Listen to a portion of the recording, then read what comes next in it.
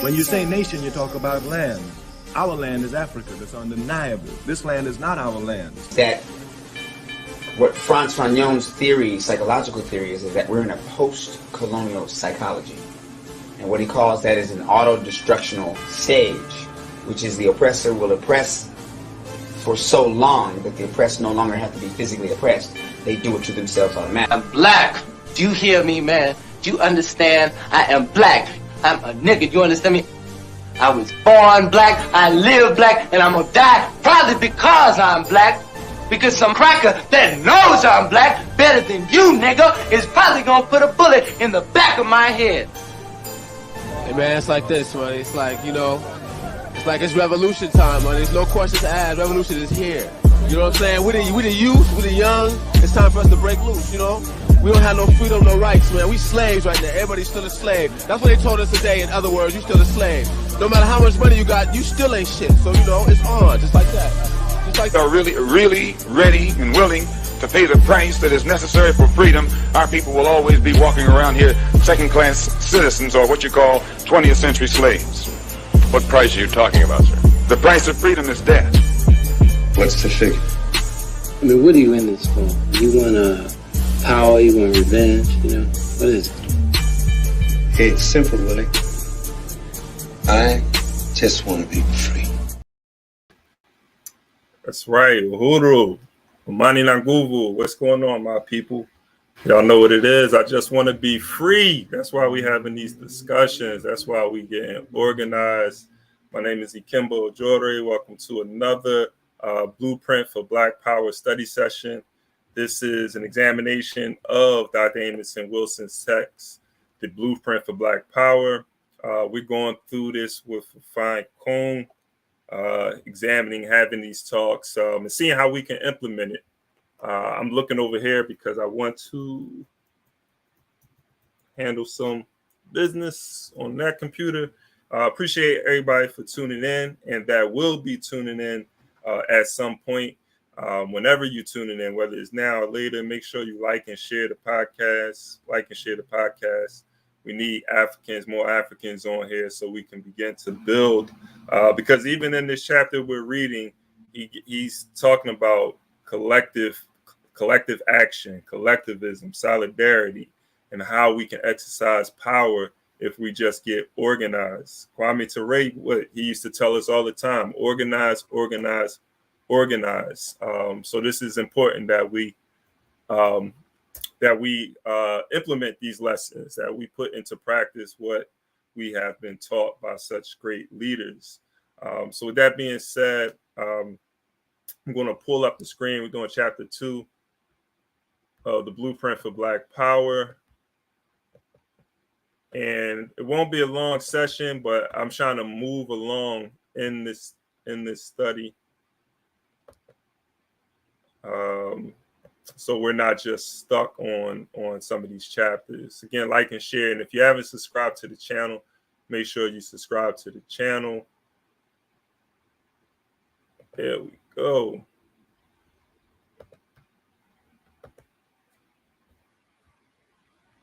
How's everybody doing out there? Hope everybody's doing good.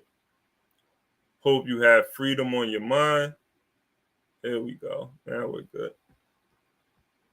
Hope you got freedom on your mind. There we go. We're going to pick up where we left off. Actually, what I'm going to do is go back to the previous paragraph because the last time we had the study session, I had gone through a few of these paragraphs, particularly this last paragraph. Because of the sake of time, I went through it a little quicker than I wanted to.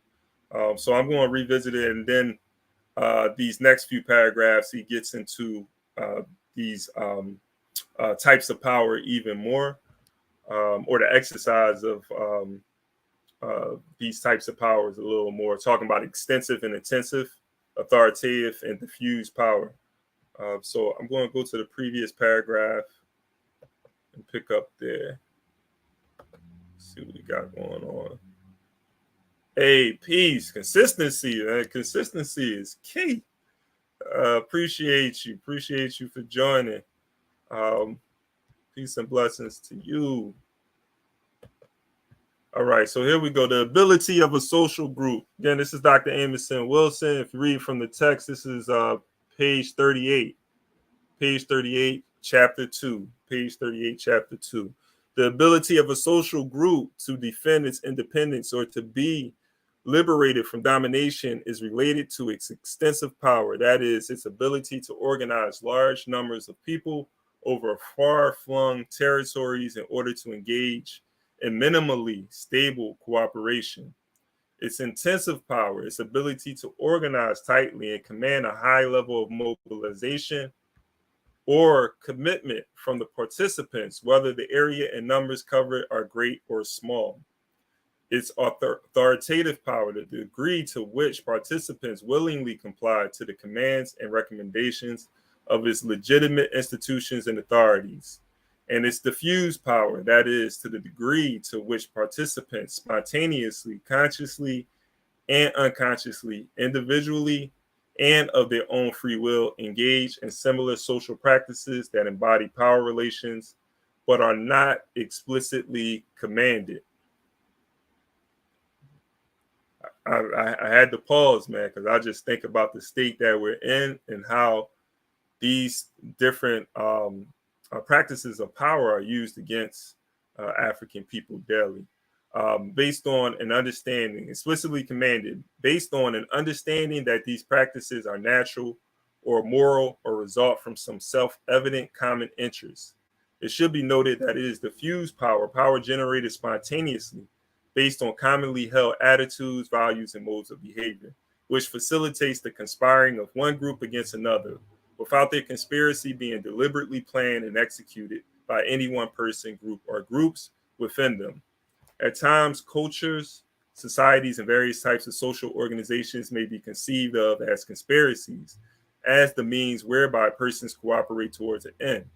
Whether good or evil, their effects on their own and other groups being more determined by the very compelling logic of their shared beliefs and practices than by the machinations of some apparent or secretive group within them consciously pursuing some particular goal. All right. I think it's important to note that the way that the colonizer is able, these colonizers are able to sustain their power over the colonized is because we have adopted the same values, the same beliefs, the same practices as them. That is what's maintaining the system. There's a minority of us who've come into consciousness and said that, hey, that we no longer want to share these beliefs and practices. And so we adopt or we create or establish a value system of our own. We develop a collective consciousness that separates us from the oppressor. And it separates us from other, Black and African people who still share the same beliefs as the oppressor. This is why we are fighting our own people before we even have to fight the white man. We have to deal with the struggle internally with ourselves, or any other group, because there's other groups of people who are aligning themselves with the European. So whether it's Asian or Latino, whatever other group who wants to align themselves with Europeans in their constant or continuing oppression, exploitation of African people, we have to be mindful of that. So we're fighting against these people who are holding these particular ideas of capitalism, liberalism, racism, and so forth, right? And all of these things that are used in their interest for power, because at the end of the day, these ideas are used to facilitate their exercise of power over African people. Because at the end of the day, it's a colonial relationship that we have, a material relationship that's dealing with their control over resources that are needed by African people. So, I just wanted to highlight, it made me pause there because I think it's important to note that these shared beliefs and practices, but the colonizer doesn't even have to do anything because you have been indoctrinated and educated, just generally speaking, indoctrinated and educated to carry on or carry on the practices that's necessary to sustain this system, to work for their corporations, to go through their institutions, educational institutions, to pursue jobs, in industries that they have created, right?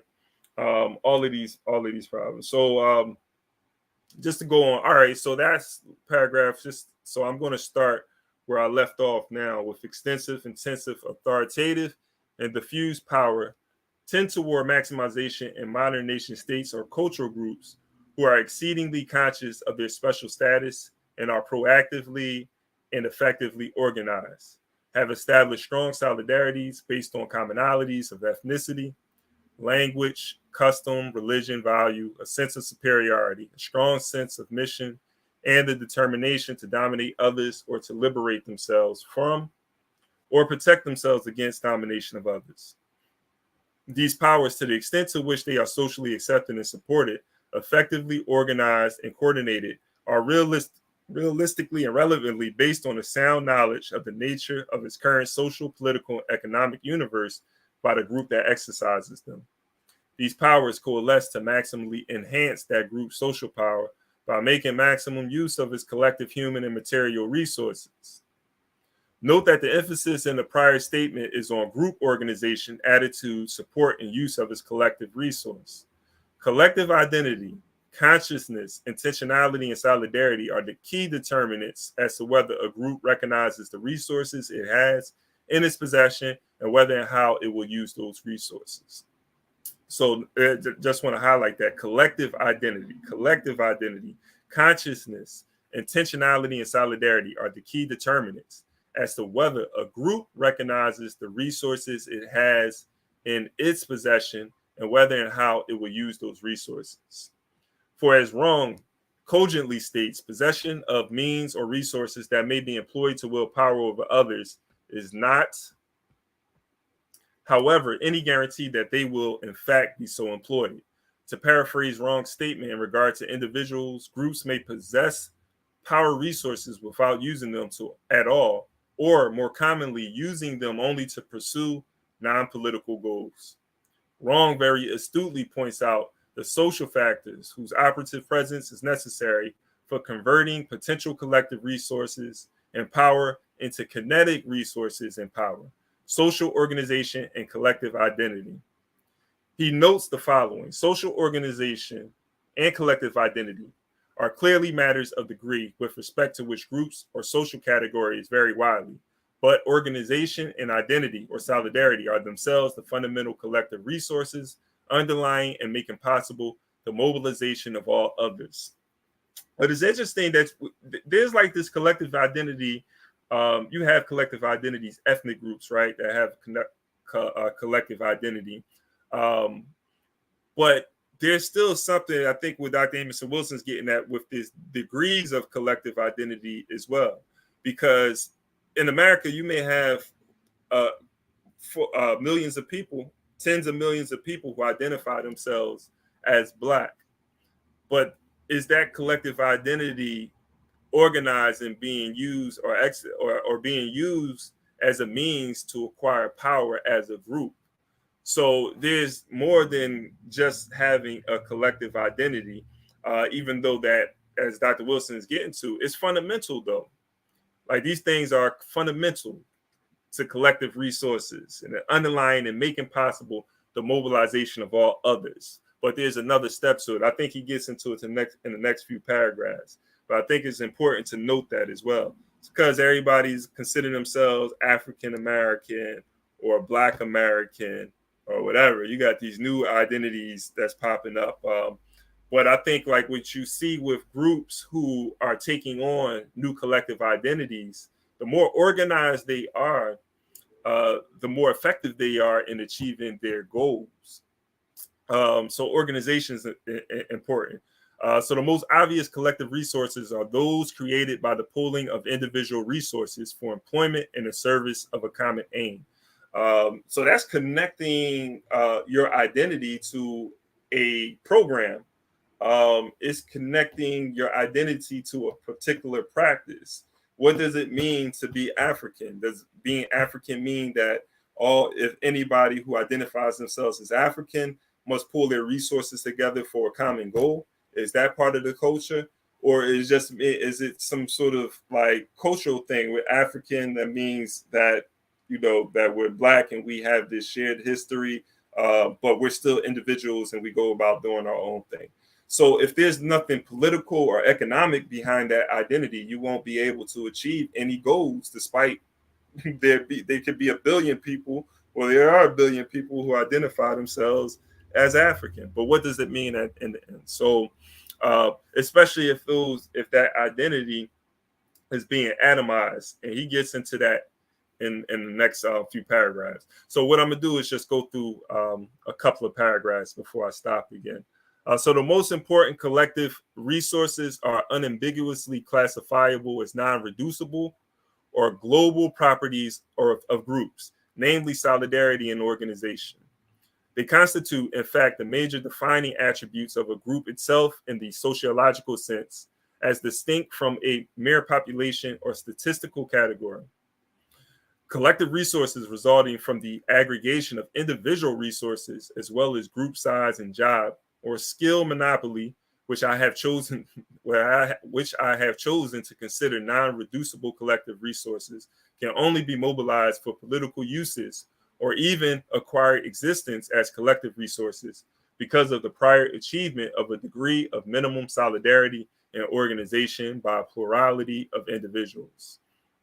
Both solidarity and social organization can be subdivided into a number of variable aspects, which might also be regarded as distinct collective resources. Solidarity includes the degrees of awareness of boundaries between group members and non-members, the familiar Sumerian in-group, out-group distinction, the intensity of mutual emotional identifications with one another based on a sense of similarity or consciousness of kind, rituals symbolizing belonging and collective identity, and so on. That's what I'm talking about. Social organization comprises the degree and complexity. Social organization comprises the degree and complexity of division of labor, the presence of leadership or a power structure, rules governing interactions between members and outsiders, much else. These different aspects of solidarity and social organization amount, of course, to well-known variable characteristics of what sociologists call social structure. The crucial importance of social solidarity to group survival and a group's effective use of power to secure its survival and for other important purposes can hardly be overstated.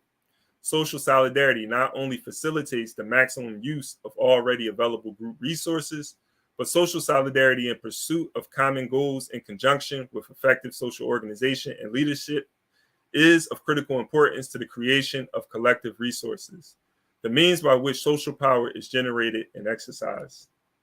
The crucial importance of ethnic identity or solidarity and social organization among African Americans in their relationship to that community's ability to exercise extensive and intensive and authoritative and diffuse power in order to successfully counter its domination by the white American community underlies the white community's unceasing efforts to atomize the Black community into a mere aggregate of disunited individuals lacking or weak in social solidarity and organization.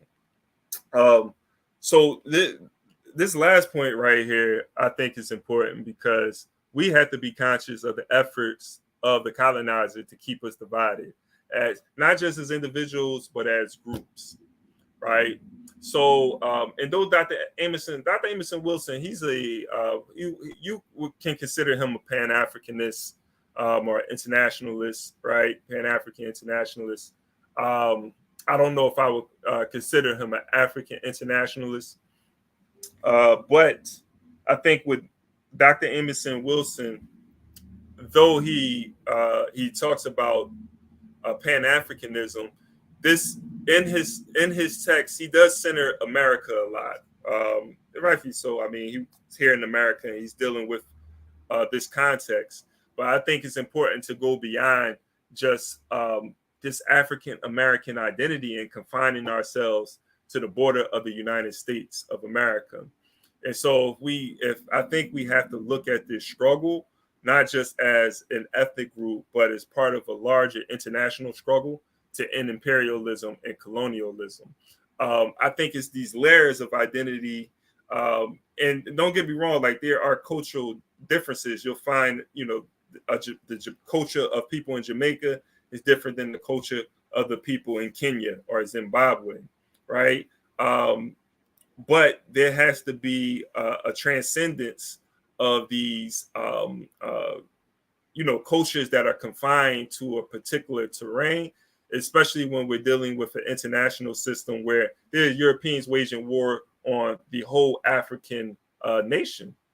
So there has to be, that's talks of organizing beyond just internally among our ethnic group, because we have to go beyond the borders. So how do we do that? We have to look at a common interest with others and develop a international culture, international culture that is anti-colonial, anti-imperialist, and anti-capitalist to its core.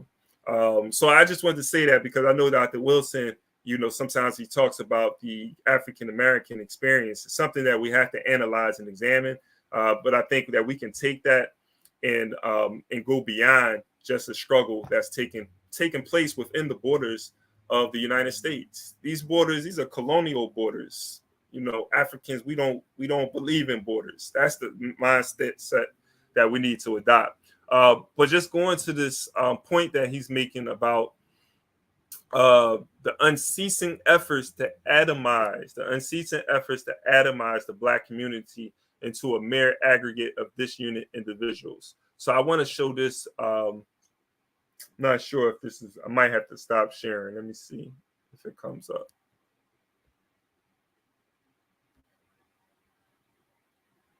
All right, so I think I'm gonna have to stop sharing. All right, so I'm gonna share my screen just to show you the efforts of these Europeans to atomize us. We're all familiar with the counterintelligence program. If not, look at the FBI's goals to disrupt the Black liberation movement in the 60s. But it goes beyond this. It goes way before the 60s, but they adopt a particular program because the FBI was infiltrating the Garvey movement. They undermined the Garvey movement. So J. Edgar Hoover and his program to undermine the fight for African liberation goes way back before the 60s. But in particular in the 60s, what we see happening to not even just the Black nationalists and the revolutionaries, but it was also happening to the civil rights leaders. And these are people who are talking about integrating into the system of oppression and exploitation, something that I don't agree with. But even their demand for just rights in the country that should be guaranteed to them under the Constitution, they were even being undermined by the FBI. But if you look at the first goal for maximum effectiveness of the counterintelligence program and to prevent wasted efforts, long-range goals are being set. Number one, prevent the coalition of militant Black nationalist groups. In unity, there is strength, a truism that is no less valid for all its triteness. An effective coalition of Black nationalist groups might be the first step toward a real Mau Mau, Black Revolutionary Army in America, the beginning of a true Black revolution.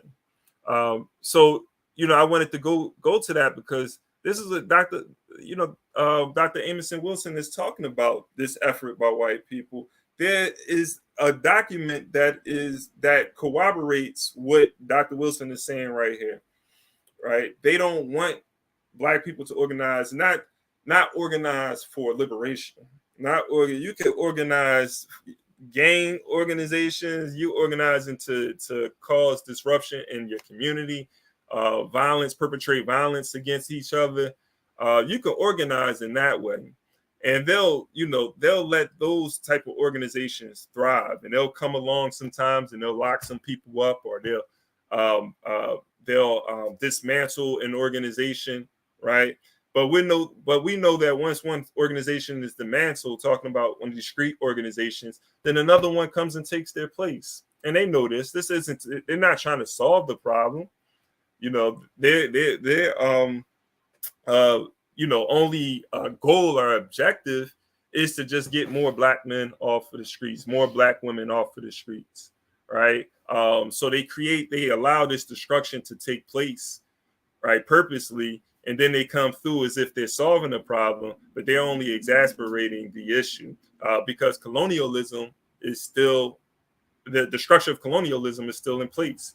And it is only until we destroy and dismantle colonialism, right, which means that dismantle of colonialism means the liberation of African people, which means the ushering in a new type of system.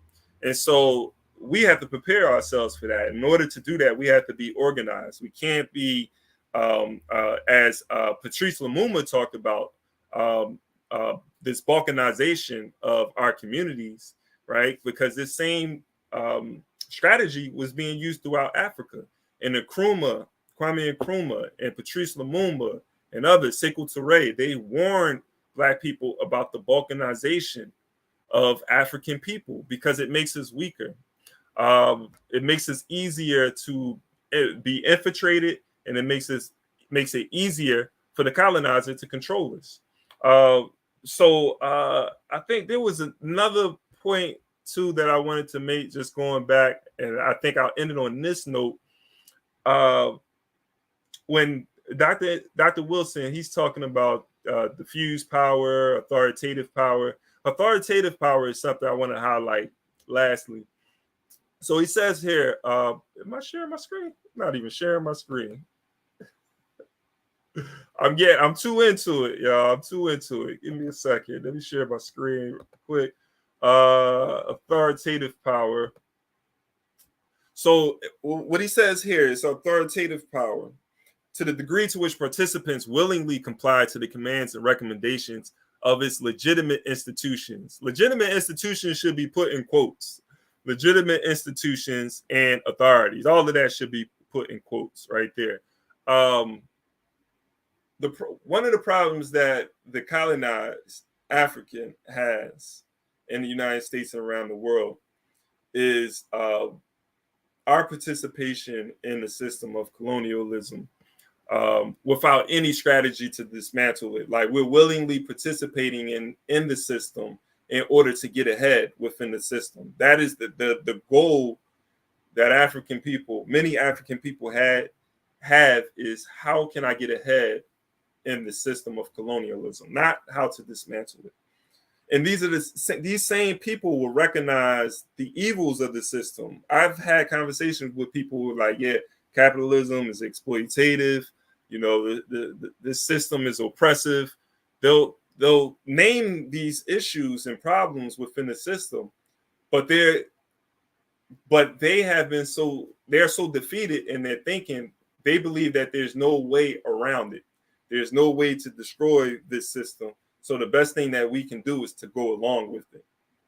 Right? So very individualistic in their, very defeatist and very individualistic in their thinking. And so what that does, and these are people who are conscious, but you have people who are conscious of the system of colonialism, but there's people who are unconscious of the system of colonialism and just are patriotic. They believe in the American democracy, the Constitution. They think like voting Republican or Democrat is the way to go. These are another group of people that we're dealing with. And so, you know, given this authority to the system of colonialism, it's a real problem within our community. The Democratic Party, Republican Party, and the American institution, these structures are treated as God itself. And I'm not exaggerating. Like, these systems, if you talk to some of these people about creating your own party, they'll look at you as if you're delusional or crazy. Create our own party? No, we have to work within the party. We have to and you guys probably know this. These institutions, the American institution, is created is treated as God itself. Like, there's no way you can go. The Roman Empire, was one of the most expansive empires at one time. You can say because the Roman Empire existed at a time where they weren't even aware of the Americas, and there was sort of this global trade that was taking place between Asia, Europe, in Africa. You can say the Roman Empire was a global power at one time. They had dominated areas of Europe, Asia, and Africa, right? And this was probably an empire that nobody probably thought would see fall and crumble. The British Empire, right, is another one whose range was very extensive when we talk about extensive power. But it's something about this American empire that just got people shaking and thinking that there's nothing that we can do to dismantle or overcome it or separate ourselves from it. Nor do they have any intention to even try to even come up with a strategy to do so. So these are things that we're dealing with, and I think is very we have to be very conscious of that. So we have to develop our own authoritative power, diffuse power, extensive and intensive power. So we'll talk more about it, man. I think I kept you guys. Well, I'm not keeping anybody. I appreciate y'all for being a part of this discussion and being here as we continue to build and go through this book. Another busy day on hand. Make sure you guys are following We Charge Colonialism on all our platforms just to stay up to date with organizing things that are actually happening on the ground, because it's not just about having these conversations. It's about getting involved and getting organized. So I try to do my best to highlight some of the work that I'm involved in. You can also follow me on Global Ubuntu Foundation. Not follow, I don't want to say that. You can, somebody give me a word. I don't like that word. You can subscribe and join me on this endeavor to liberate ourselves at Global Ubuntu Foundation, where I try to keep people informed on what's going on, whether it's something that I'm involved in or not involved in. But if it's towards the liberation of African people, I'm all for it. So with that being said, again, appreciate y'all being a part of this. And peace. Peace. Uhuru, Mani Naguvu. Oh, my people too. I gotta highlight this. We got some Kiswahili classes that's going to be going on. Anybody that's interested in that, make sure that you reach out to us. In these Kiswahili classes is for African people. Got to emphasize that. It's for us, by us. That's who these classes are targeting. So I just needed to put that out there as well. So reach out to me if you're interested. We're going to have an orientation on July 22nd. All right, power to the people.